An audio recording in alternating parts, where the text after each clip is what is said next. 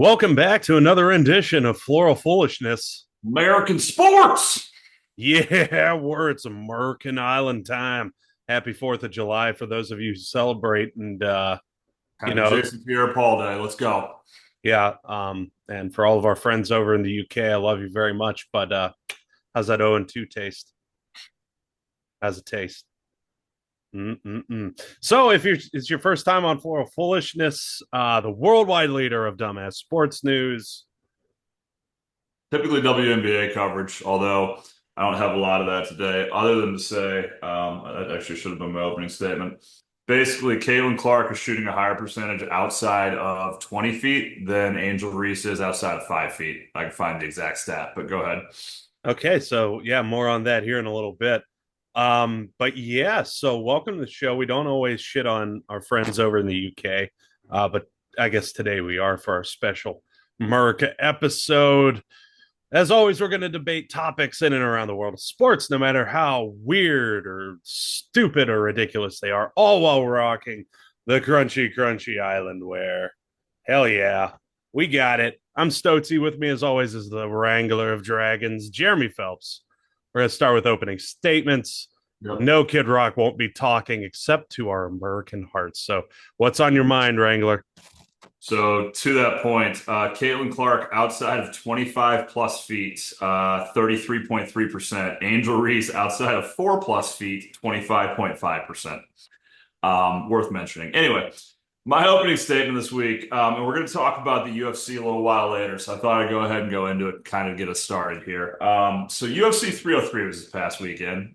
Decent fight card. It was a weird event because a lot of fighters dropped out all through a lot of the lead up to it. For example, like it was supposed to be McGregor Chandler, but McGregor has an injury, so they wind up replacing him with Prohaska Pereira, which I'm going to talk about in a second.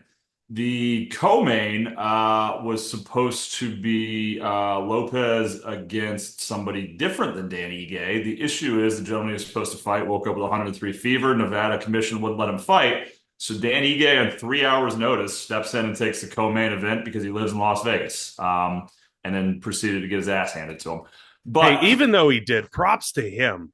props to him 100%. Hey, the fact that he's willing to take that fight, he actually saw it as an insult. They wouldn't let him fight. He literally texted basically the fight maker and was like, hey, I take this as disrespect if you say no to me stepping in and fighting. He was already in training camp to fight 2, 3 months from now, but there's a big difference between fighting 3 months from now and 3 hours from now.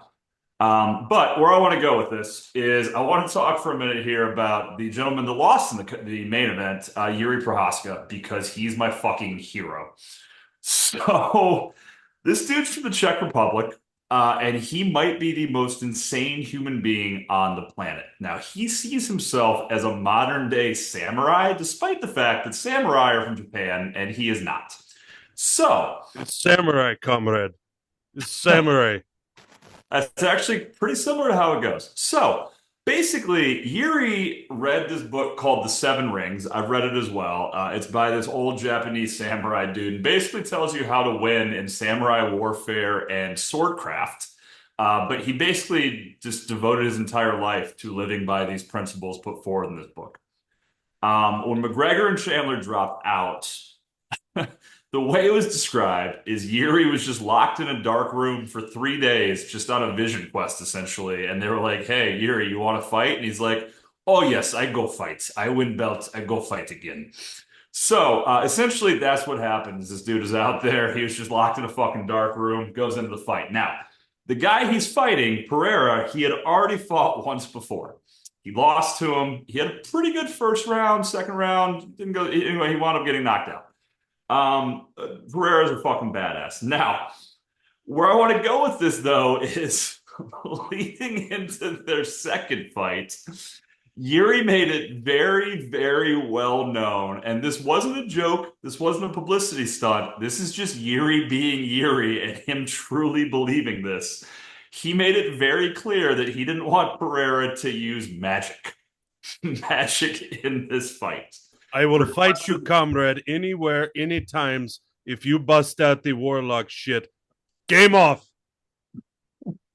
He basically said, and I quote, Everybody knows he's working with some shamans, yeah, from his hometown. He believes in some spiritual help from them. I believe too, but I believe in the best performance, in human performance right here, right now, without no magic. And let's see if Alex still works like that because it's working. But I believe in a clear way, and I will do that. I want to win by that way. So going into this fucking fight, Yuri Prohaska called out that he wants to beat Alex Pereira, the champ who's undefeated in the UFC, without the fucking use of magic. Oh my God. And you started glitching out like fucking crazy right when you started talking about the magic there. How do I take this fucking hex off? Son of a bitch, this fucking camera's You broken. fucking got hex, dude.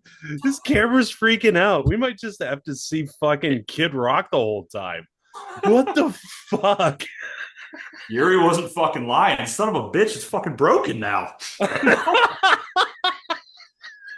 don't even know how to fucking fix this. Oh my God. All right, we see. Okay, you're back. Holy I'm not shit. talking about hexes anymore. I'm not talking about warlocks and black magic. I'm not talking about Brazil, which is where Pereira's from. I'm not talking about the Czech Republic. Oh my God. It was fucking that instant, dude. Holy shit. That was the So wildest thing. clearly, I'm not making fun of Yuri. Obviously, he was right. Obviously, he was fucking right. Holy shit. Okay. Yeah, thanks for that. Um, wow. Okay. I was gonna go off of some weird like wizard things and talking in Russian, You but don't want to bring that Warcraft upon yourself, nope. sir.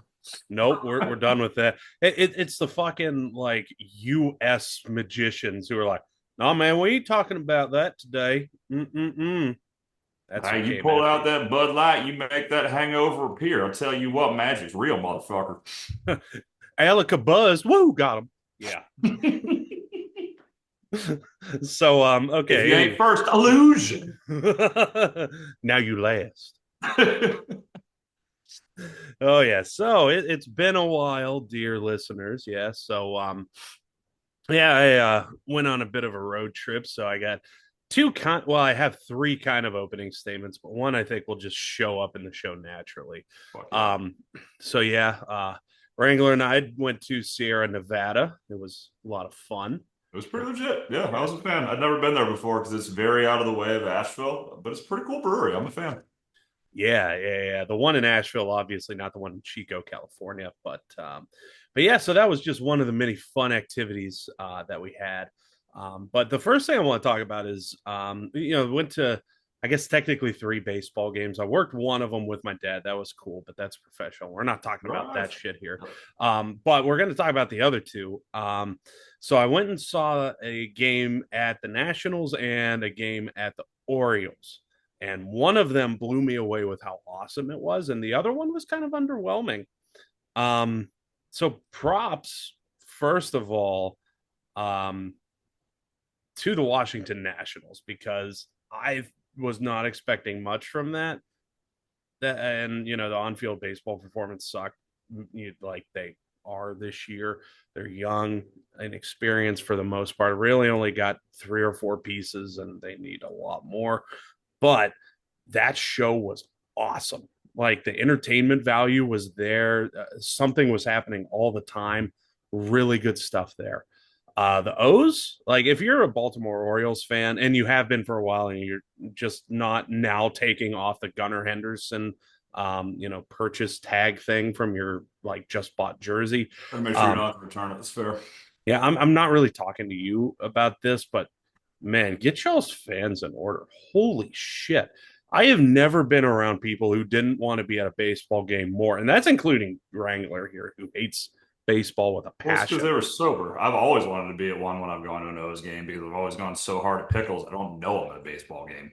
This is true. And I forgot how close it was to the facility. So, Literally, I'm not joking. From the upper deck, you could throw a baseball and break a window at pickles. It's across the street. mhm.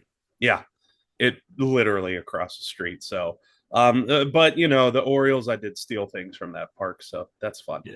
Nothing of note either, just, little things here and there. So that was fun. I'm not saying I had a terrible time. We saw a no hitter from that young man from the Rangers whose name escapes me now. So, hey, that's rare as shit. Never thought And you I'd saw see a one. cycle. The cycle. Why did I say no hitter? Yeah, I yeah, don't know. There was definitely hits. They scored yeah. runs. Yeah, they scored many, and the O's scored not so many. But yeah, no, saw the cycle, which is incredibly rare, and so that was awesome. But overall, I got to say, if I wasn't a Padres fan, I might consider the Nats after going to that experience because it was just fucking top shelf. I loved it, absolutely Surprising. I loved it. thought the O's would have done a better job. I did too. The stadium is awesome. But there was just not, there was stuff kind of happening, but not really. And I hate to say it because, as a PA announcer, for baseball, I don't want to trash anybody, especially at the major leagues, but the O's PA announcer left a lot to be desired. It was way too formulaic. And so Weirdly enough, I think location plays into it too. Like the Nats are outside of downtown DC. They're really nowhere near it. The O's, all things you could considered, see the essentially. Capitol building from like the top deck if you Yeah, went but you're up. not going to like walk to the bars from there. Like the Orioles, you can walk Yeah, to, you can. They're right across the street. I don't know. Well, either way, I'm just saying you can walk to every bar in Baltimore from Camden, and I think a lot of people do. And there's a casino right there too, so everybody's just betting on Mm, the ponies. that's Cheap big true. penis for the win. Good old Chief Big Penis. And the second thing is, um, I saw many cyber trucks in the wild, and at a car show I went to, I saw one up close, and I got to tell you, they are less impressive up close than I thought before. And they had a recall Did you recently. touch it? No, I didn't want to lose IQ For points. what? The fact they don't work when there's fucking humidity? No, you know how they have just the one big windshield wiper? They just have one. My connection's unstable. Ah, shit. Um, Yeah. but yeah, you know how they just have one windshield wiper on their thing, just one giant one. Is it still unstable? Well, you're unstable. You're freaking the It's fuck out. unstable. My fucking yeah, no, my fucking camera here for weeks just has decided it doesn't want to work. Guess not. All right. Yeah. So hopefully you can hear. If not, I'm just gonna go with it. So anyways, the Cybertruck has one giant fucking windshield wiper. It doesn't have two, right? Yep. And so the thing is so Because big. car companies have been doing it wrong for 100 years now. That is Tesla's whole thing. And that's why I really don't like them with this Cybertruck bullshit, because you're seeing all the fuck ups with the original Cybertruck, only quicker. Um, so like with the windshield wiper, right? Because it's only one, it needs a bigger motor. And what's been happening is the motor's been failing. Like, and so the windshield wiper just doesn't fucking work. Right. And Which then draws more power from the engine, which is going to cause the engine to fail. So prepare for there to be a whole lot of engine failures because of them replacing this fucking motor now. yeah, and because it's all electric, that's what it does. It kills the battery a lot quicker too. Yeah. So there's just a lot of things going wrong with this thing. You can sit at And gas stations for 31 minutes while it charges now instead of 30. yeah, like if you look inside of the thing, it's so bare bones. Like I I don't know. It looks futuristic, but you could have tried harder. So, anyways, for all of you who might have been saying, "Oh, well, you haven't even seen one. You don't know what they're like." Yeah, I have. They're fucking terrible. The bed of the thing is 5 feet. You can barely fit a bicycle back there. Like, get a tonneau cover. Shut the fuck up. Leave us alone, Elon. Why don't you go lie about your father owning another diamond mine? So, anyways, speaking of really rich people, we're gonna start off pretending to be a subsect of rich people, that being lawyers. Fuck yes. I'm going to be so good at this. You are. So, former LSU football coach Les Miles is suing LSU regarding 37 wins that were vacated during his tenure due to recruiting violations involving former player Vidal Alexander. But here's where the suit gets weird. Miles is suing the institution, claiming that these 37 wins are intellectual property that belong to him. Yeah, the football players had nothing to do with that. In relation to All his coaching. yeah, 100%. In relation to his selection to the Hall of Fame. With the wins, Miles would hold a .665 win percentage.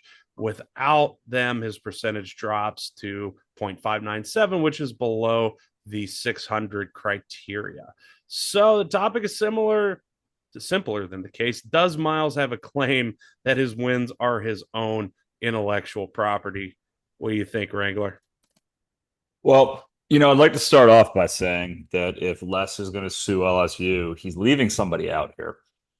He might as well go ahead and sue Kansas as well, because in his 2 seasons, he went 3-18 at Kansas. And if those 18 losses had been wins, intellectually speaking here, he'd be in a good spot to be potentially back in the Hall of Fame. So obviously, Kansas is the issue and not Les Miles.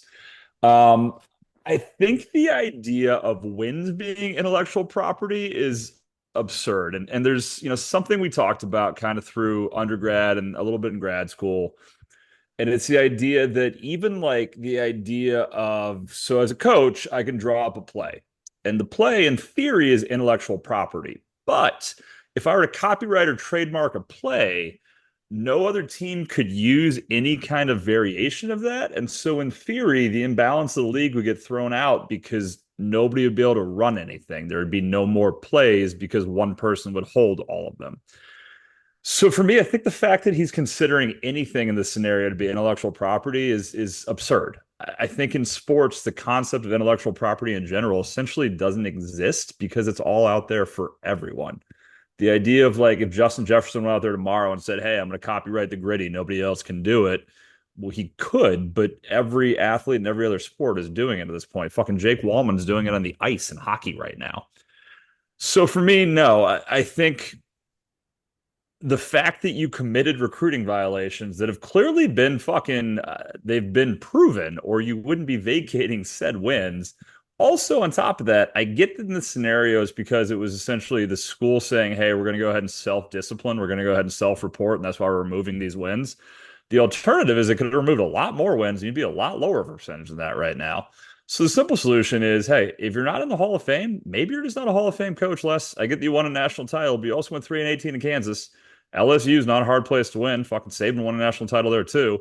I just think there's a certain level of like, that's really how hardcore you are about it. You're only 70. You can coach till you're fucking 80. Go coach another school. Go coach a shitty D1. Go coach, I don't know, fucking like Nicholls State, I'm sure would take you right now. And you could probably easily win 20 games there in the next 3 years and get your record back up. So for me, from an attorney perspective, no, I think he has no grounds to stand on in this scenario because I don't see how you can say that a win is intellectual property. A win or a loss is what it is. It's not something you created or came up with. It's something that happened as a result of a competition. Yeah, there's so many angles to go at this from. I mean, if you're going to even look at it just from a base, is there a lawsuit here? You have to prove that there was actual damage done. So, are you saying just because you're a football coach that got caught cheating, et cetera, et cetera, et cetera, that you immediately deserve to go to the Hall of Fame? Because even if you had those wins, isn't there still a voting mechanism in place? Because I'm not sure he would get in. Well, I think his argument is that he's now no longer eligible to be put into the Hall of Fame versus he could have been considered. And the fact that he now can't be considered, I think that's his claim here. See, and that's dumb. I don't see it. I don't see the damage portion to this whatsoever. It's like if Well, okay, let's say they find out that Saban cheated his entire time and took out all of his wins, but kept him in the Hall of Fame, then maybe, but God, it's dumb. It's a worthless, frivolous lawsuit just from that perspective alone. Let's keep on going with this intellectual property stuff, right? So on the intellectual property side, okay, if you're going to make the argument that wins and I guess losses are intellectual property, I'm going to argue even further if I'm the defense just to fuck with people because this is so fucking stupid that recruiting tactics are also intellectual property. And thus, they should still have vacated maybe even more so as wins soon if as there somebody were others. copyrights an in-home visit, nobody else can go visit a recruit in their home ever again. Yeah. Yeah. I mean, like this. this is dumber than most of the topics we talk about, so it's really hard to make fun of, unfortunately. But Yep. this is just, it's insane to Your me. internet is too, but that's okay. Oh, yeah, it is. Yeah. Hey, next time we're on, I'm getting a Wi-Fi booster, so that's actually something intelligent. But where the fuck are you It's gonna be coming a good from with step in the this? right direction. Yeah. Yeah, it really is. Hot Rod is going to be waving the flag next time, so it'll be good.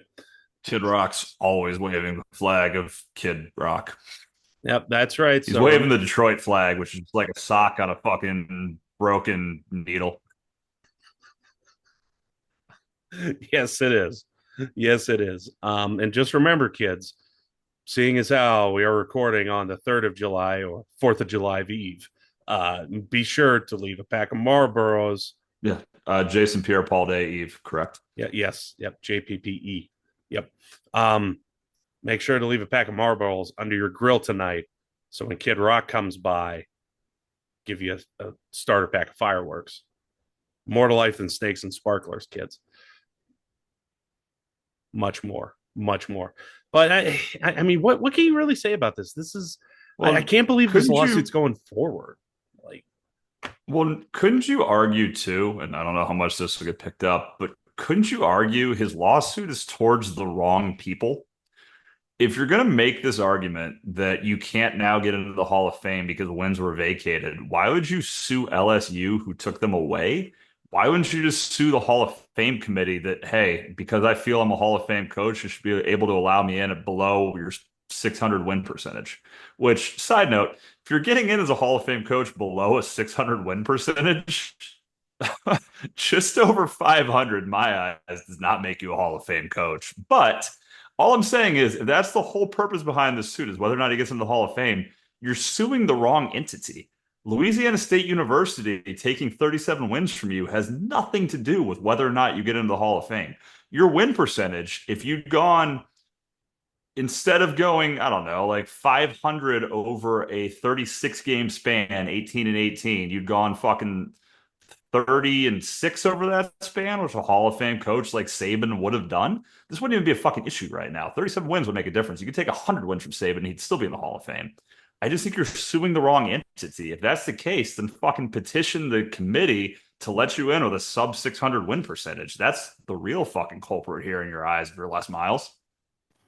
yeah, really. And by one of your points earlier, so you're saying that a coach that consistently goes 8-5 deserves to be in the Hall of Fame? I don't know about that because that's the I 600 don't know level. what you just said you don't know about. What's that? A coach going 8-5 every year, getting into the Hall of Fame.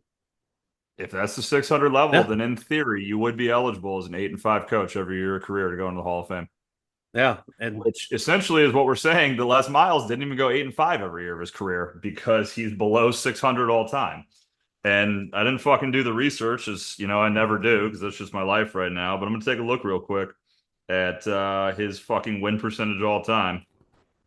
yeah, yeah. And just to go back to it, I mean, Kansas, how do you fuck up that badly? A program that Well, they're already probably should pretty have been, bad, but yeah. you could have gotten kids out to Kansas. Well, he was only there for 2 years, but his career record after losing those 37 wins went from 145 and 73 to 108 and 73, which Jesus. is arguably just over 100 wins, not a Hall of Fame career. So I'll give you the breakdown here, because I think that it's very important to know. Uh, his year by year results 2001 to 2004, he was the head coach at Oklahoma State, which I actually didn't know. He was the guy that Mike Gundy replaced. Didn't realize that. Year number one at Oklahoma State, 4-7, 8-5. There we go. 9-4, and then went 7-5 in his fourth year, which arguably was essentially all his recruits at that point. He So he went should 7-5. sue every other school and just go off of those records, just rough numbers. There's only two of them. So then he takes over LSU, replacing Saban, which Saban had recruited the two classes he had coming in. Replacing Saban, not making this up, he goes 11-2, 11-2, 12-2, and then Stop the count. Stop the count. 2000, 2008, when he has no more Saban's recruits. The incoming class was freshmen, or that were freshmen are now seniors. The three classes below him are not. He goes from 11 and 2, 11 and 2, 12 and 2. Year four, 8 and 5, 9 and 4. Then goes back to 11 and 2, 13 and 1. And then this is all after the vacated wins. So he goes 10 and 3, but after the vacated wins, because the losses still count, which is important to note here. I think we should come back to that. He goes from 10 and 3 to 0 and 3, 10 and 3 to 0 and 3, 8 and 5 to 0 and 5, 9 and 3 to 0 and 3, and then goes 2 and 2 and gets fired before getting hired at Kansas. Now, I think he's approaching this wrong because then he at Kansas went 3 and 9 and 0 and 9 and hasn't coached since. But I think he's approaching this wrong. If you're going to go ahead and say that, hey, in this scenario, wins are intellectual property, I need to get them back, you should also argue that the losses then are also intellectual property. And so if we're going to vacate 10, 20, 28, 37 wins over those times, we should also vacate the 14 losses over those times and we don't restore them. Because at a 5.96, wherever he's at, those 14 losses truly might be the difference in him getting to 600. All I'm saying is, you look at his fucking record outside of when he took over for Saban, he is not a fucking Hall of Fame coach. And arguably, the kids that Saban brought into LSU, I'd probably be in the Hall of Fame right now if I'd taken over for Saban at LSU. Yeah, so would my dog. So would my dog. Just, eh, I think you have to keep the losses in, though. I get where you're And going it's with getting that. closer and closer to the 4th of July here, bud. Weird. Let's hold some fireworks. Um, yeah, I really think you got to keep the fucking losses in though, because how else are you going to dissuade people from recruiting violations and such? Not like those exist in today's game, other than if you hold a gun to some kid's head, and I think that's about the only recruiting violation there is out there. But I mean, you have to keep that in there because hey, if you can win while cheating, we're going to take those away. But if you lose while cheating, well, you're a real fucking loser. That's it. Yeah. No, That's it. I agree with you. I just think wins and losses go together. I just think it's really hard to say, hey, you won with this kid, and so because you won and it was illegal for him to be there, like look at Wiseman at Memphis a few years ago, right? Like Penny Hardaway lost those wins. If you were saying, all right, like, well, you won with Wiseman, so those don't count, but you lost with them too, so those do count because even though you had them, you still lost. Like, fuck off, dude. If we're saying a violation's a violation, then a fucking win and a loss or a win and a loss. Like, you Well, at can't that say, point, I think you're punishing the people who beat them, if that but makes you sense. don't. Okay, but I would argue that by stripping those losses from LSU, you don't need to strip those wins from the other team because if you're taking those 10 losses away, and I mean maybe the answer is yes, are you also taking those 10 losses away from the 10 teams that they beat in that scenario? I mean, I guess you are. Yeah, and that would fuck with record books anyways. So I see it really. Again, I think this is frivolous, but also I think it's the path of least resistance here. That's No, just me. and I get that. I just think there's a certain point of if that was the case, then he should have made this argument fucking 10 years ago. I think the fact that now, after going 3 and 18 at Kansas, all of a sudden he's too low and he needs this because now he can't be selected. Why are you not making this argument when they took the wins away to begin with? When they said, hey, we're stripping 37 wins from you, why did you not make this argument then? Why are we waiting until 2024 and you've been retired and have just decided at 70 you don't want to coach anymore? If it's really that important, you can coach through 75. Saban, when he fucking retired this year in the 70s, Saban was like 72, 73, 74. You can get another 2, 3 years in there, and you have the name you do, it's fucking team will hire you at the Division One level right now. Oh yeah, and do FCS wins count there? I would assume so. If we're talking about college football Hall of Fame, it's not the Division One Hall of Oh Fame. yeah. In Then theory, fuck. he could go. In theory, he could go coach the Division Three school, and they should still count because that would still go towards his overall division, his NCAA coaching record. Les Miles, make me eat shit. Go and coach the Ithaca Bombers next year. Please do. Please do. I would love it if my alma mater could beat Cortland more than 1 year in a row. So now that I'm all depressed, now that we all probably are because we talked about legal things, I think it's time that we turn our attention to our softer side, our Nardowick Poetry Slam side. So, Wrangler, you got a submission for this week's Nardowick Poetry Slam. Do you have the Poetry I Slam? do indeed. Um, this, this one's so fucking stupid, but yes, I do. I hope we don't have the same Uh, one. this one's by a young man by the name of NLE Choppa, who I believe I've submitted in the past for other songs of Mm-hmm. his. Mm-hmm. But his name is NLE Choppa, and it's called Slut Me Out 2. I don't know if there's a Slut Me Out 1. There may be. I truly haven't done that much research to know whether or not there's a Slut Me Out 1 or not. But this one's called Slut Me Out 2. And I'm gonna jump into the second verse because it is what it is. And it goes, bitch, is we fucking or what? Or what? Hey, you sucking or what? Or what? Hey, let me nut on your butt. Ah, hey, put my face in your thighs, bitch. Let's go. Squirt in my eye till I cry, bitch. Sit on my face. Come here. Suffocate me till suffocate me till I die, bitch. Damn. In my head, I'm fucked up. Sucking my Glock till it bust. Bop.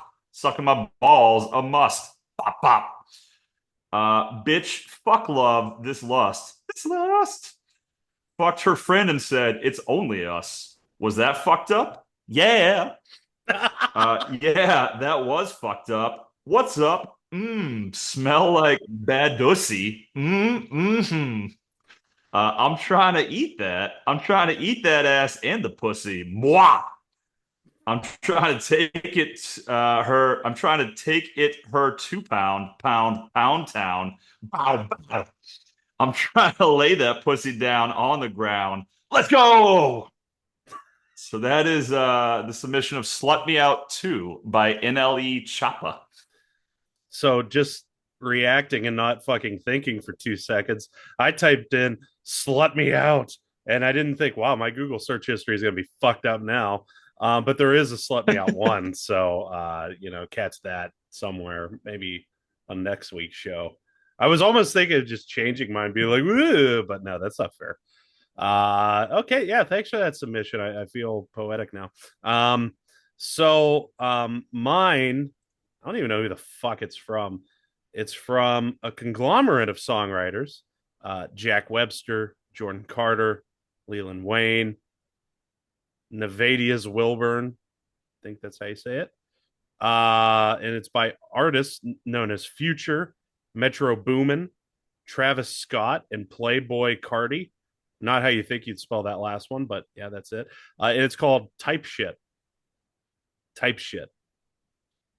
It goes like this. Yeah, yeah, Type shit. Pluto. So you're wrong there. Pluto. Um, I don't hang with rats. That's some new type shit. Get a bad word whacked on the news type shit. Sipping, drinking Actavis on some screw type shit. Just the sad hoe running through the crew type shit. I got a bad bitch at home, voodoo type shit. Take down Megan Thee Stallions by the group type shit. Literally every line except for this next verse until it gets to like the third stanza ends with type shit. So let's go to the chorus. Pop it, right up out the blue type shit. Put the double O in a mood. There it is. That's the first time it doesn't end with type shit. Oxycontin, mix it with balloons. All right. Had to That happen sounds fun. eventually. Yeah, it had to. East Atlanta, feeling like a zoo type mix. Open up. Shouty, strip and take his shrooms. Eating all the perks on some food type shit. Open up. Shouty, make it work 9 to 5 type shit. Open up. Eating all the perkies on some food type shit. Open up. Eating all the perkies on some food type shit. Going up. Oh, they switched it. All the homies crushing on some fool type going up, flooding out the spot. It's like a pool type mix. Add it up. All the homies cruising on some full type shit, going up. All the homies crushing on some full type, open up. Eating all the perkies on some food type shit, feeling so high. I'm on the moon type shit. Kick the slow flow, jitsu type shit. I added that last part. Oh, there we go. There we fucking go. So yeah, that is type shit. Oh, we're going by a litany of poets. So you're welcome, America. There you go. There you go. Just in time to blow off your hand with some fireworks. So now, let's go ahead and move on to, and I got to admit, when Wrangler said, oh, yeah, we're going to be talking about UFC on this show, I was like, shit. Because I know like 3 things about UFC nowadays. I used to follow it, but now I don't. I know roughly when John Jones is fighting. I know roughly when John Jones has been which arrested. is almost never. He's fought once in the last like 4 years, won the title, and now he's injured again, and once again not fighting. Yeah, and then the last thing I know is when he gets like arrested. So he's since lost the title. Yeah. Yeah. So, anyways, so that's like my Well, drug testing doesn't really exist in the UFC, but yeah.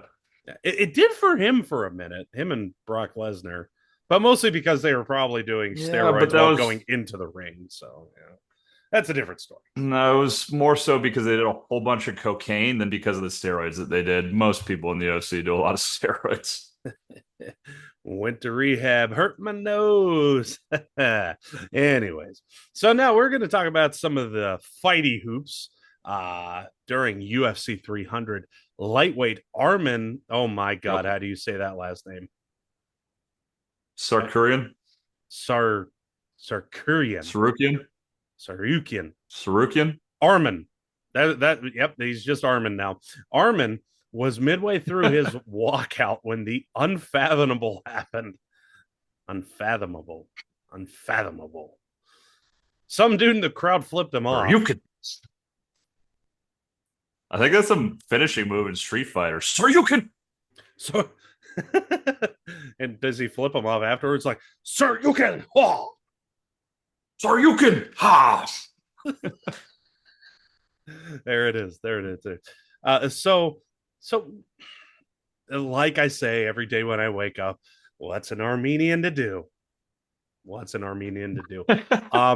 The answer in this particular instance is fucking deck him and then run away to the safety of the ring, because obviously some random guy probably drinking a Coors Weiser Light flipping you off is very dangerous. So as this incident was caught on camera, there's been some especially in Las Vegas. Yeah, who would have the thought most dangerous city on earth, Las Vegas, Nevada. Yeah, like they have cameras. God, who the fuck knew? Who knew they had fucking cameras? Anyways, so it's caught on camera in Vegas. And so there's been some fallout. The Nevada State Athletic Commission doled out a 9-month suspension as well as a $25,000 fine to our good friend Armin, with a contingency that the suspension is reduced to 6 months if he stars in anti-bullying campaign videos. So how we went from guy flipping him off to getting punched to bullying, we're going to get to that in a second. I want to get ahead of myself here. There's so many layers of this. Yeah, so anyways, so as if it was predictive of what was going to happen, Armin ends up being Charles Oliveira at UFC 300 by putting him in line for a title fight against Islam Makhachev. I probably butchered that. So there's that too. Makhachev. Sorry, comrade Makhachev. So lots of ways to go from this. So if you're the UFC, let's just call it. So you're Dana White.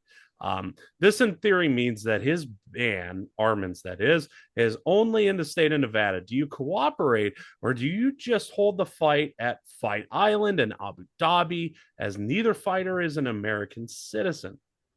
Do you agree with the fine and punishment? What's your take on the anti-bullying videos, knowing that number one, English is not Armin's first language? Shocker. He was number two, he was actually technically the victim of bullying. Yeah, UFC fighters. I'm going both ways with this because it's hilarious. UFC fighters are the victims of bullying. And number three, the difference of a 3 month suspension is essentially being used to blackmail Armin. So let's go ahead and take this question by question. So first off, and again, you are Dana White. Do you cooperate or just move his Armin's next fight to Fight Island? So, as much as I want to be anti-establishment, fight the system, go fuck them all, if I'm Dana, in all seriousness, I probably cooperate. And so, if you're the UFC, you can go anywhere you want to go, but they're headquartered out of Las Vegas. And I would argue that of all their pay-per-views, 60, 75% of them are in Vegas. They can go wherever they want to go, and they'll have fight nights and random fights here and there in other places. But the majority of what they do is in Las Vegas, is in Nevada. A 6 month suspension for a fighter is really not that bad when you see that realistically, fighters only fight 2 to 3 times a year anyway. So realistically, his next fight wasn't going to be for another 3 to 6 months regardless. So what's the difference in a 6 month suspension versus I don't know, a 3 month suspension at that point? So as much as I'd like to say, yeah, fuck the state of Nevada, we'll just circumvent it and go to Fight Island because Makachev, who's from Russia, Dagestan, who's trained by Khabib, so they're Russian, and fucking Sarukian, who's from Armenia, it'd be easier to get both of them to Abu Dhabi anyway. I just don't think. I think you're stealing from yourself essentially at that point. I just don't think there's a reason when, realistically, if Makhachev takes down one more lightweight to retain the title, which he'll do, he's the best fighter in the UFC right now, at least at the lightweight division by a wide margin. Nobody's beating him. So you're really not taking away from a super fight by letting this just simmer for another extra 3 months on top of the 3 months that are already happening. So in my eyes, as much as I'd like to say fuck the establishment, I think if Dana's smart, Dana just says, all right, sure, 6 months is what it is. Fine. We'll have him fight in 6 months. So that kind of answers the second question, which is agree with the fine and punishment. Again, the fine being 25K. So I guess to address that, do you agree with the fine too? No, and I actually don't agree with the punishment. That's my side from the UFC side. From Sakurian's side, I don't fucking agree with it at all. I think there's a certain level of understanding that if you're going to be a fucking dickbag in the world, bad shit's going to happen to you. And I understand that in professional sports, like shit happens. Like I shit talk all the time when I go to professional sporting events. Don't get me wrong, it fucking happens. Like, you just do. But if I shit talked a professional athlete and flipped them off and basically told them to go fuck their mother, and then they came up and fucking threw a fist at me, I probably wouldn't sue them. Would be like, I was the asshole. I was wrong in this scenario. I think the fact that we're making him be punished when the guy who flipped him off to begin with is not, and don't get me wrong, should he have reacted? Absolutely not. You fucking get flipped off every single fight you fight in your entire career. It's just going to fucking happen. Should he have reacted? No. But the fact that he did, I guess there's a certain level to it of we got to put a punishment down so that it doesn't happen again. But also, like, where's the fan punishment at this point in time? I guess from my side, it's like I can get behind the fact that it's a 6 to 9 month punishment if the fan is also fucking banned from every UFC fight for the history of UFC. There's two sides to it there. So, okay, so from the should they move this to another location other than Nevada for the fight? I agree with you because yeah, UFC fighters go twice a year, generally speaking. You don't need to move a fight and push a fighter up, especially if he's an up and comer, because it could cost him a belt. And at the same time, it could cost you publicity, which, let's be honest, the UFC fucking needs nowadays. I know that there's still a lot of viewers out there, but to me, I just don't hear about it as much, even though it's on ESPN allegedly during their talk They shows and made such. they made their money during COVID times when nobody else was going and they were the only sport going. That's when they got their publicity. That's when they got their fame. That was like the height of UFC was UFC where they were in or COVID when they're in the apex with nobody else around, nobody else is going. Since then, now there's other sports on Saturday nights. I think you're right. Mhm. I think they're kind of falling back into it's a niche market now. Yeah, yeah, and they're having the same problem that they had before COVID started. Was a lot of their most marketable fighters were leaving or just retiring, right? I Yeah. mean, Rampage, I mean, fuck, all of those guys Well, nowadays. and Nagano now wants to be a fucking boxer, and they wouldn't Yeah. let Nagano box and fight in the UFC. So he said, "Fuck you, I'm going to the PFL." And Mhm. now Nagano arguably is making less money. He's not nearly as famous as he was, but he told the UFC to go fuck themselves. And here Mhm. we are. And now the heavyweight division is weak. Yeah. Plain and simple, they're fucking weak. Yeah. Bones Jones is in it, but he's fought once as a heavyweight in the year and a half that he's been in it. Fucking Cyril Gahn was the champ and is not a heavyweight champion by any stretch of the imagination. It's a weak division without Nagano. Yeah. Yeah, so we're basically on the same side on this. I think UFC has a lot of internal issues they need to figure the fuck out.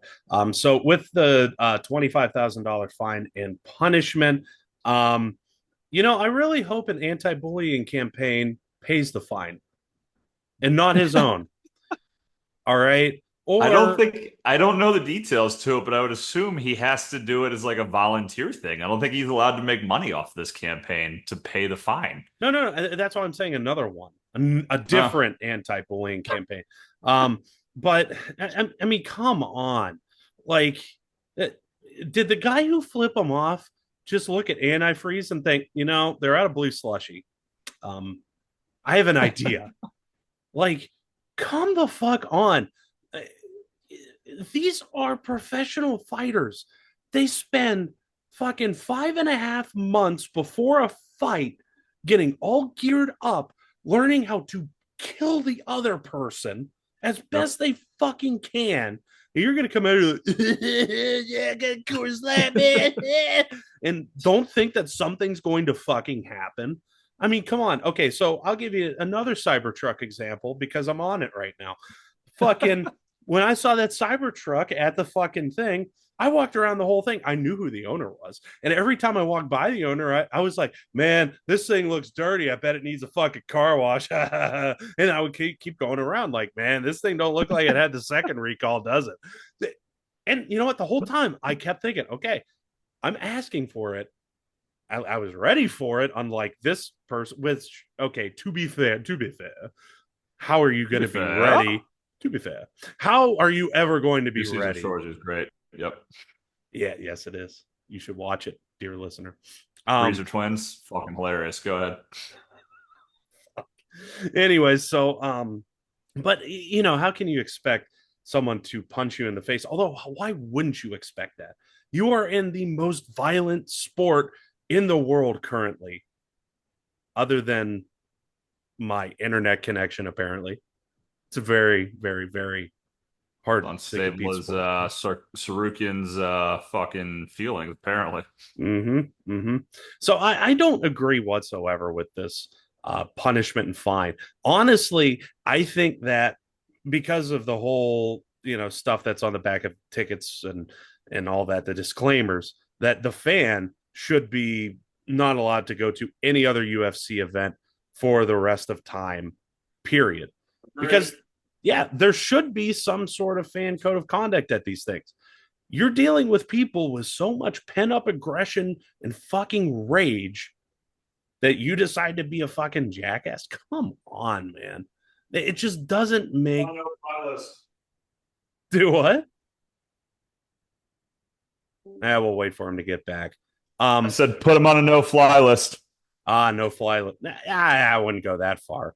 I mean, I've flipped off TSA once or twice. I'm still not on a no fly list. So, um, but seriously, like, this is definitely one of those, why are they writing that type of warning type of situations? right? Like, don't flip off a UFC fighter. Yeah, maybe don't piss off the person who makes a living off of beating the fuck out of people. Gosh, what a noble idea. Don't drink antifreeze. Maybe, just maybe, you don't go up to the dog that's snarling at you and expect that it's going to be a sweet little puppy and let you pet him. This is all the same shit. Don't flip off the fucking killing machine before he's going to go into a ring and kill somebody. Why does that need to be said?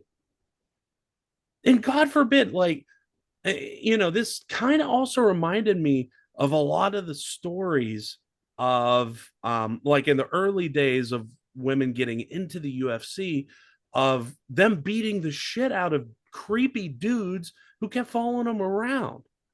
Like, what did you think was going to happen? These are professionals who are going to beat the shit out of somebody.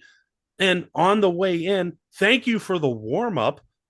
I mean, he ended up winning, so maybe he hires this guy just to beat the shit out of him before he beats the shit out of a real fighter. But goddamn, stupidest fucking thing. Stupidest fucking thing. Well, they also, this is very unrelated. When the UFC started, the first like UFC like 1 through 5, they didn't have weight classes. They just didn't Yeah. exist. So if you ever get really bored someday, look up like UFC 1 and there's dudes who are like 350 pounds fighting guys who are like a buck 40. It's fucking Mm. incredible. Oh yeah, and it'd be in tournament style, and they would just do it on the spot. God. Yep. Yeah, so you'd fight like 4 times in a night, not like once every 6 months. Mm-hmm. Yep. Royce Gracie, the fucking man. Boys, fucking go, Yeah. boys. Oh yeah. Anyways, okay, so I think we're on basically the same page with all this. So let's go into the anti-bullying videos.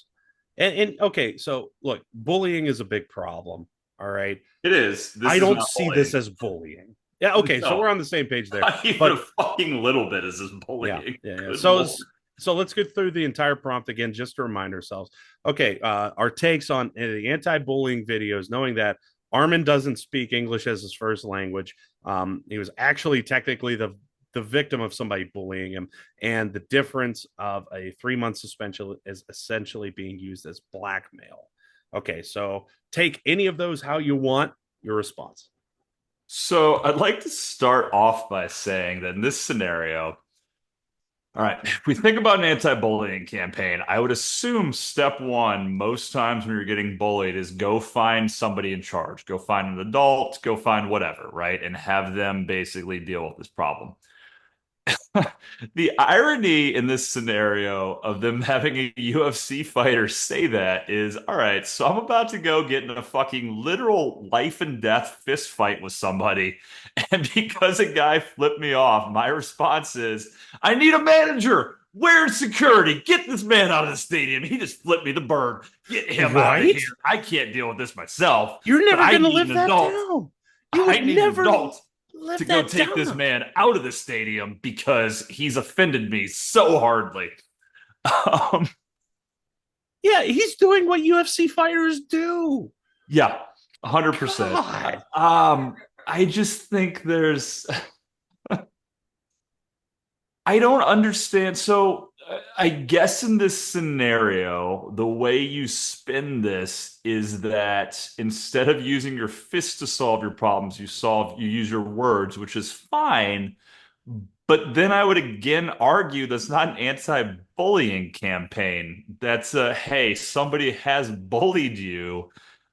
What do you do in response? You don't throw fists, you go get an adult. It's basically just, it's trying to teach people that snitches sometimes don't get stitches, which is not true by the law of the land.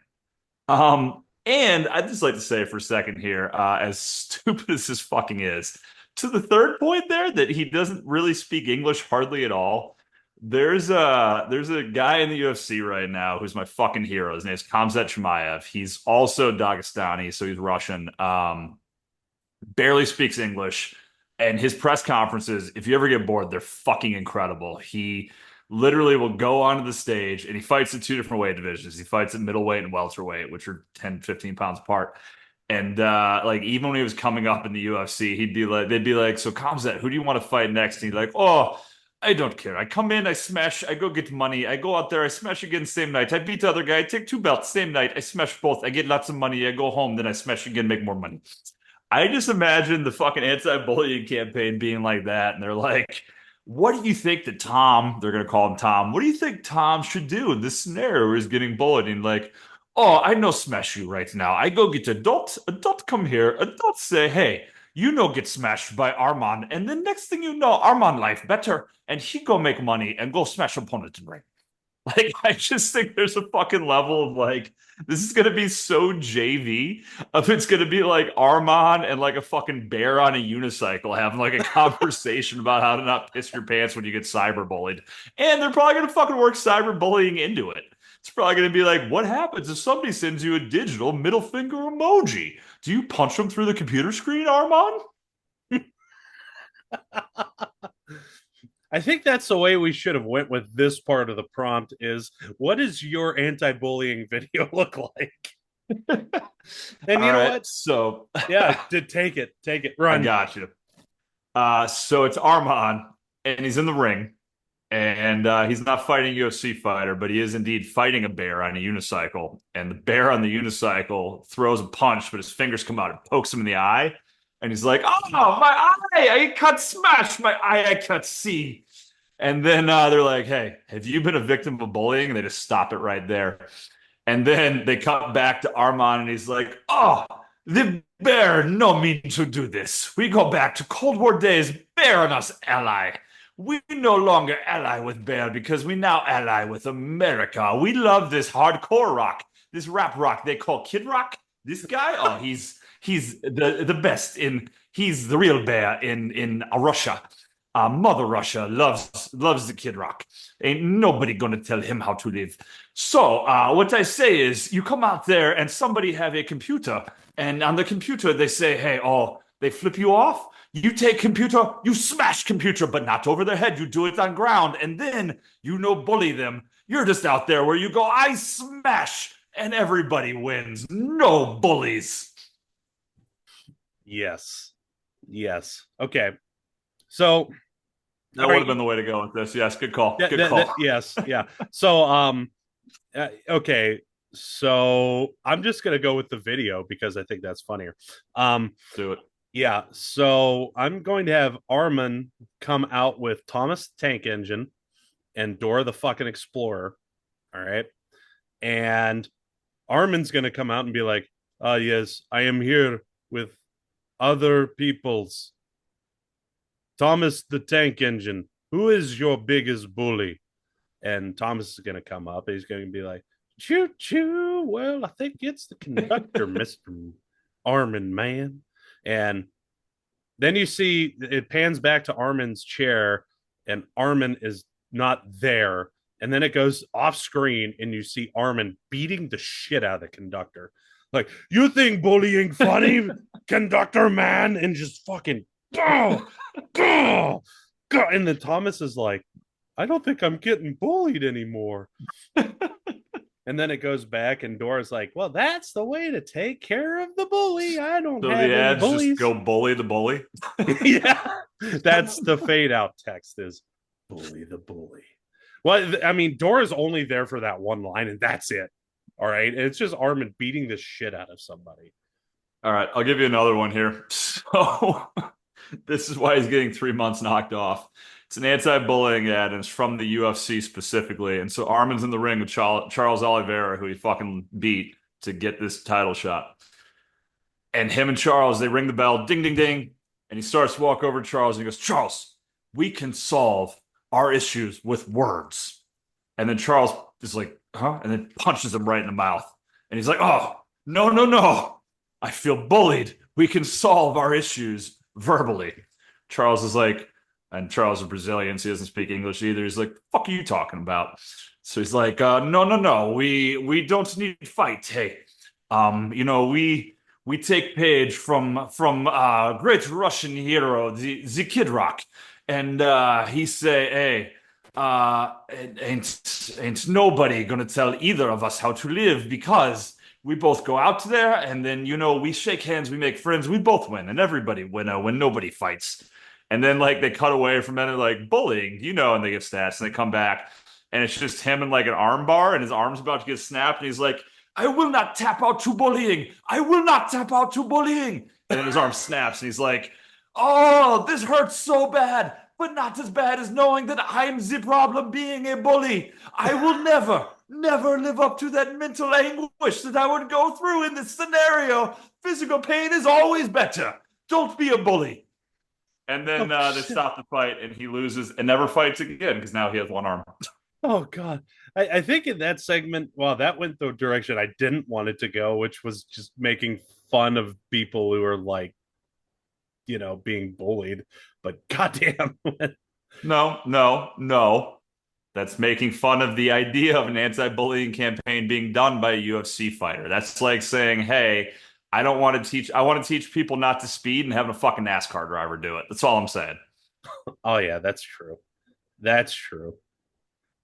Oh man, yeah. So, Hey, you and need to protect your head. This is Antonio Cromartie telling you you should never go into a game of football without a helmet on. I got one. I'm going to hell for this one. I'm sorry, Let's NASCAR. rage. Let's rage, bud. That's what we're here for. Let's fucking go. My name's Dale Earnhardt. Don't you listen to that, doctor? Fuck. I'm sorry. I'm sorry. I had to. Okay. Okay. Yeah, first, you suck. Damn right. Damn right. Okay. So what are some other oxymoron PSAs I guess we could give the folks? Such as Antonio Cromartie being like, wear a helmet. Well, obviously, Antonio Cromartie's saying, hey, always practice safe sex.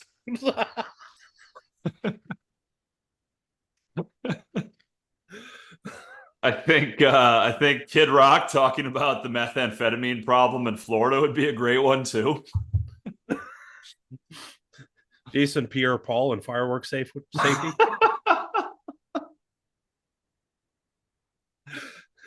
Well, hey there, this is Patrick Mahomes.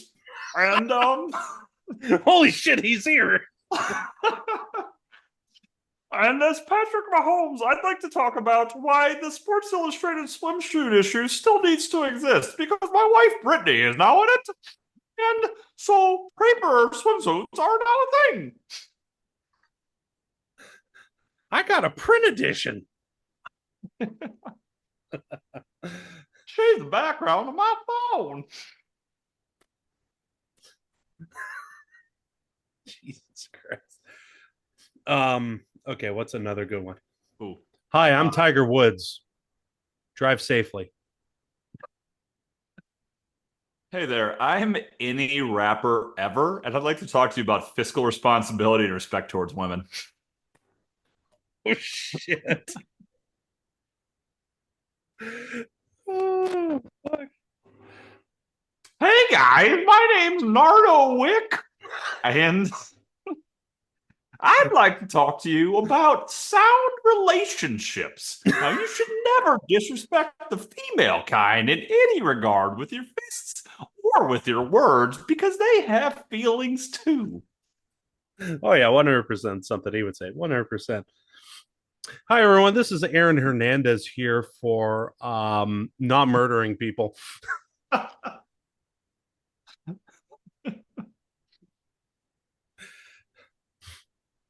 Hi everyone, this is Tony Stewart. If a guy's out on the track, stop your car. You know that reference. Actually, that would be a pretty good PSA in all seriousness. Really would. Really would. Hey guys, my name Ryan Lochte, and I go you do the school when the Lochte go swim you go learn the things, and that's why I have Gator degree thing. Go sports.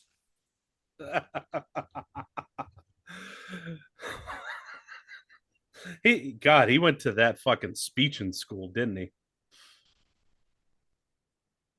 Real fucking speech and This is a fun story for our viewers here. One of the schools I used to coach at, our assistant swim coach went to the University of Florida.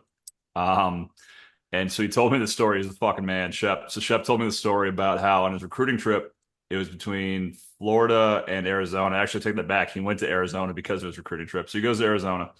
He's on his recruiting trip to Florida. He's from the West Coast. He flies into fucking wherever they pick you up from, and I assume Gainesville has an airport, if not Tampa, wherever. He flies into Florida, and the coach texts him. He's like, "Hey, I'm not coming to pick you up. Ryan's got you."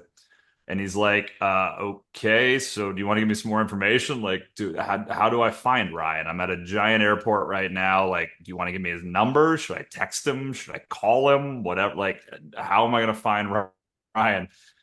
And the coach goes, oh, you'll know. You guys will find each other. So the way my boy Shep describes this, he goes, so I'm just standing outside a baggage claim at whatever fucking airport he flew into, Gainesville, whatever. He goes, and from maybe a mile away, I just hear the bass blasting. The fucking bass is just going. And it's getting louder and louder and louder. And next thing I know, this fucking Jeep Wrangler pulls up with no doors, no roof. And this guy gets out and he goes, yo, who's Shep? And he's like, hey, man, I'm Shep. And he's like, yo, I'm Ryan Lochte. What's up, man? And he's like, nothing, dude. Just here to go hang out, check out your campus. He's like, you ready to get fucked up? And Shep's like, well, we haven't even left the airport yet, but sure, I guess. So the way he described the way that he wound up going to fucking Arizona instead of Florida is like they go back to campus, they hang out at the Showham campus. Night comes around, and Lockheed's like, yo, we're going to a party, man. And he's like, all right, dude, sick. We'll go to a party, whatever. And he's like, 5 minutes into the party, Lockheed just fucking walks away and leaves me there for the rest of the night. I don't see him again until the next fucking morning. And that is how you recruit people, kids. That's how you fucking recruit. Holy shit. Wow. I mean, did he feel welcome in Gainesville? Shit. No. Shocker. Shocker. All right, here's my last PSA, and we'll move on to our final segment of the day. So you just see Johnny McEnroe come out on screen and says, hi, kids. Respect your officials. And that's it. 5-second PSA. It airs during the Super Bowl. Hey, this is Pete Rose for DraftKings. This is Pete Rose talking about DraftKings and how it can win you money. I'm sorry I bet on baseball. Oh, God. Too much. Too much. Too much, just like our last segment, the Giuseppe Stromboli Redo of the Week. This week, fuck that guy. I'm full team Anatoly right now. If you ain't Anatoly, then fuck you. Whoa. Yeah. No, we got a fucking hardcore rift in this friendship right now. If you ain't Anatoly, then fuck you. What happened? I just think he's a really misunderstood guy. Oh, Jesus. I did not know what I was walking into with this. Yeah, I didn't either. But you know what? Here we fucking are. So this week we're unofficially sponsored by something I'm going to drink 99 of tonight, and that's Zima's. Just to try and forget about this shit and get diabetes. Holy shit. Okay, so in honor of Jeremy's not so much famous remake of the popular series of books out of the UK, we honor the pool playing, bang, noodle wielding, and absolutely from New Jersey wizard with our Giuseppe Stromboli redo of the week. Little blonde fucker in the Harry Potter books is the real hero. That's the Anatoly. What was his name? Draco? Yeah, Anatoly's the Draco to this series, except not a little bitch. He actually did something with his life. He fucking didn't let anybody tell him how to live. Look at that fucking that's not even a single chin. It's like a zero chin. What's the opposite of a triple chin? A no chin? This is a zero chin right here. The sun burned his chin off his fucking face. He looks like the fucking alien coming out of the chest. He's like, ah. What the fuck? Okay, so we're unofficially sponsored by Zima this week. Want to ice somebody, but the devil juice known as Smirnoff Ice is just too hardcore. Get Zima. Zima for when you want to ice somebody, other than the devil. Authorities in Saginaw Township, Michigan. My God, I applied to so many jobs in Saginaw, Michigan. Not even gonna lie. This week I've Where spent. authorities have no idea what they're doing. Yeah. I'm glad I didn't end up getting the jobs. I've spent days trying to capture an elusive disco turkey, or as you know it, a peacock that's on the loose. Per authorities, a local high school student saw the peacock on the side of the road while driving to school. And instead of testing the kid for LSD, they were like, "Oh yeah, no, that tracks. That tracks. Yeah, we'll go figure it out." And decided to quote bring the peacock with him to school. Shockingly, again, why don't you test this kid for drugs? Anyways, so shockingly, this doesn't work as the peacock got away. Who would have thought while you're driving to high school and the Jeep Grand, no, not the Jeep Grand Cherokee, but the Jeep Wrangler that your parents bought for Wrangler. you, that when you try and put a peacock in it, the peacock jumps out and runs away. Who would have fucking thought? Although it is kind of amazing they got the peacock in, anyways. So upon the bird reemerging, local animal control officers almost caught it in quotes until a tree climbing experience that we may need to train on in the future left officers scratched up and the bird once again free. But not to fear. Not making this up. For the low price of $150 donation, you can buy the Saginaw Township Animal Control Center a quote animal capture net. In this situation, you're the peacock. The town got their $150 donation and now possesses one said net. How do you evade capture and find your way to freedom? So, before we even get into this, is this the marketing opportunity we've been waiting for? Do we give them $200 and say, you have to add something to the net? And you have to get it in any social media post that you use this item on. I would go a different way with that. I think it's a marketing opportunity we've been waiting for to say, hey, here's your $150 peacock net. You have to fucking use floral foolishness in every post you put out in the history of the township. Floral. Doesn't matter if it's animal control, fucking youth rec baseball, whatever. You're fucking posting anything from Saginaw, Michigan proper. You're putting floral foolishness out there. I'm a Michiganian. You're from Ohio. It's close enough. Let's fucking go. Exactly. Oh my gosh. I Floral mean, Foolishness Sports presented by Saginaw Township. officially. Yeah. Oh my god. Like $150 for Presented by hashtag official Saginaw Township. how bad is this town hurting? Okay, we're starting to get into it. Anyways, well, I guess it's not even I part the of the story situation. itself was okay, but those details made it a fucking 10 out of 10 for Right? Giuseppe. Right? Like Jesus Christ. You can't afford $150? Like what was Are that you like? gonna go fund me? I want to be that boss in that instance who's like, all right, guys, so we have a peacock on the loose and we know where it's at, roughly. Okay, so there's three of you, right? So do your job. Go capture the fucking peacock. I want to be that boss when they come back.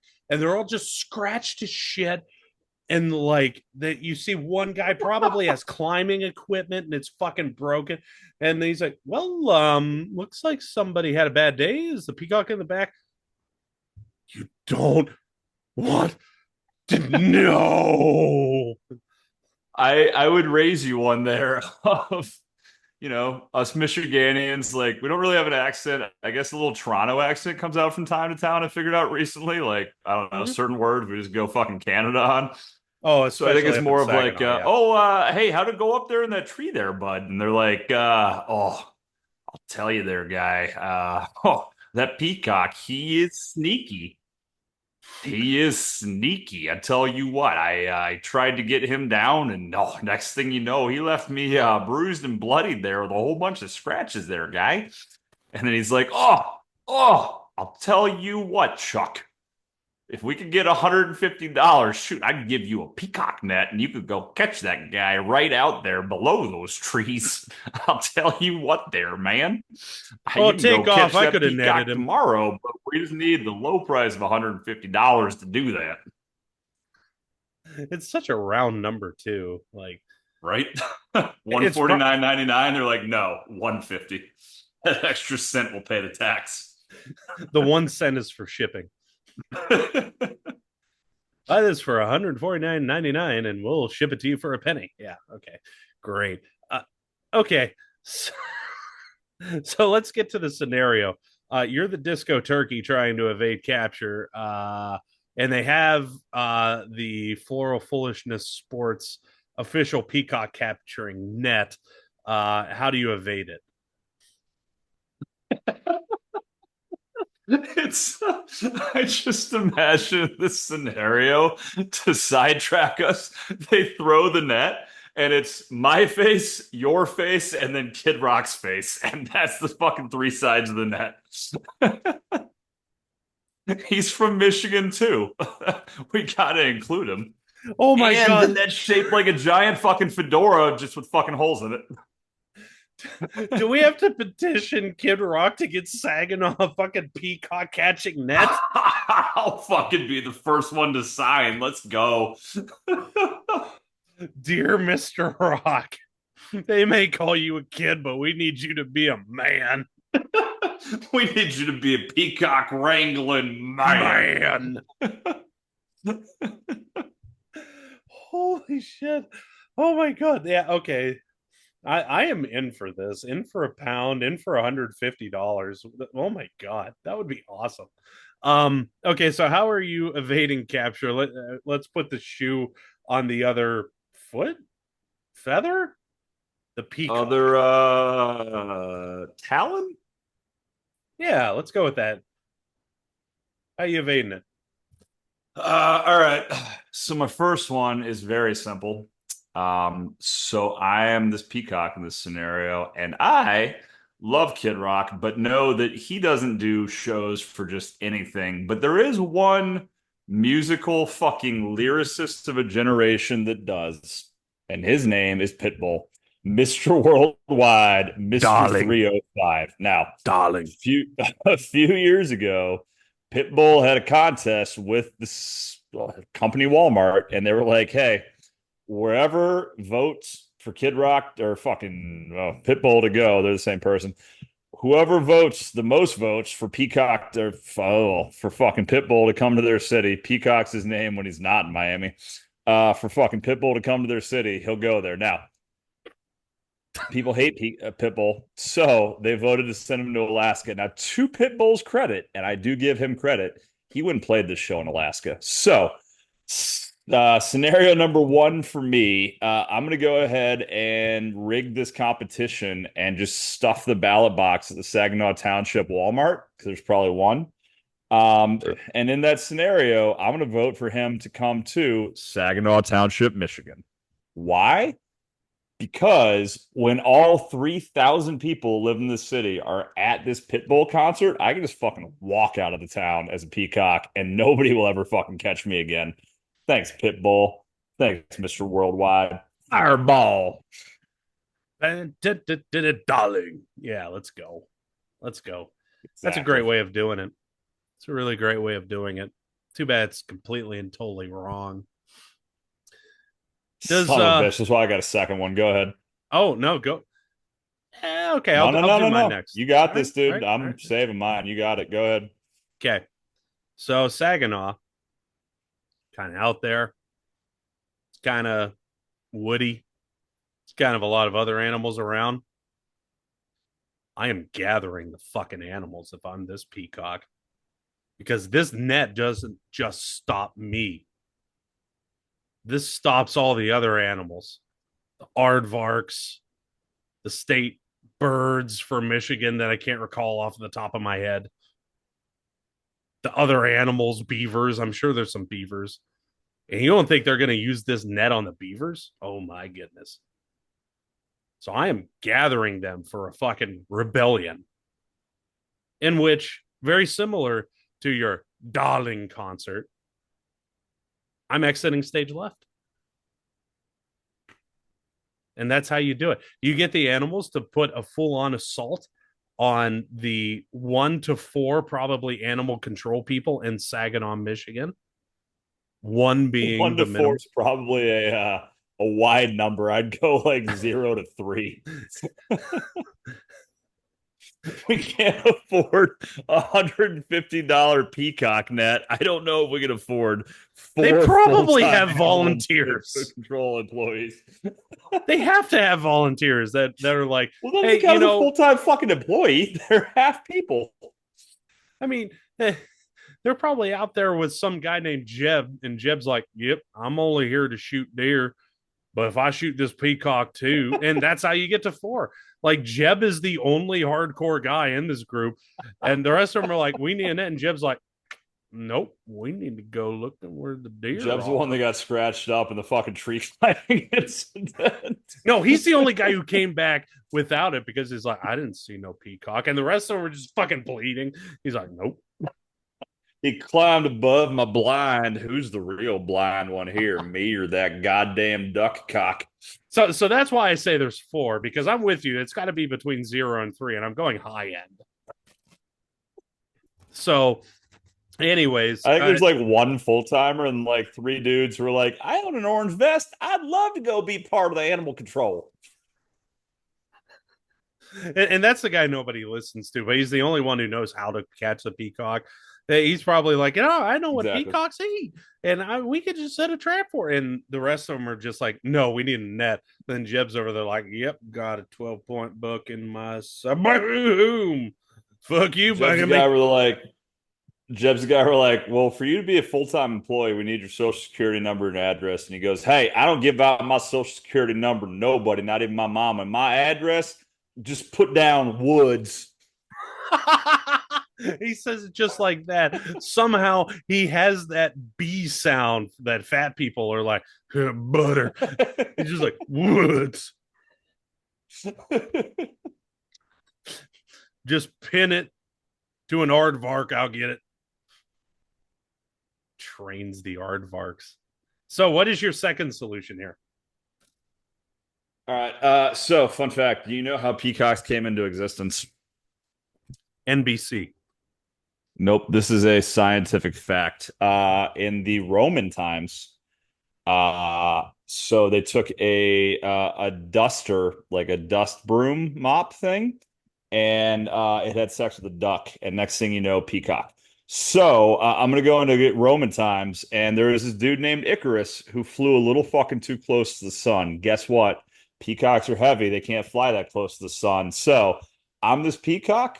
I'm fucking getting my ass some wax wings, taking these wax wings, and I'm flying over the fucking Erie fucking lake to fly into Buffalo, where they love smashing tables and just having a good fucking time. You know what else is a cool fact about Peacock that most people don't know?